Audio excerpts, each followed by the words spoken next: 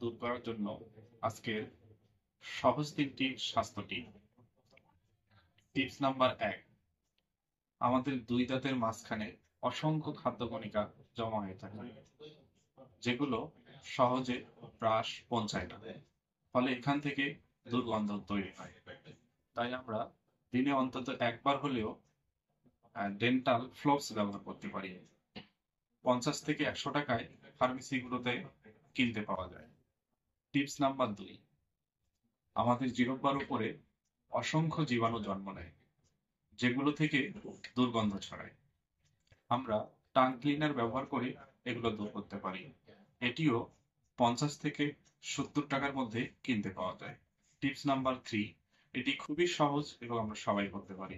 সেটি হচ্ছে পর্যাপ্ত পরিমাণে পানি পান করব, কেননা পানি না পান করলে আমাদের মুখ জিহ্বা শুকিয়ে যায়, ফলে এখান থেকে দুর্গন্ধ সৃষ্টি হয়। সেই সাথে দিনে 2 বার তো ব্রাশ আছেই। এই টিপস গুলো ফলো করলে ইনশাল্লাহ মুখের দুর্গন্ধ আর থাকবে না।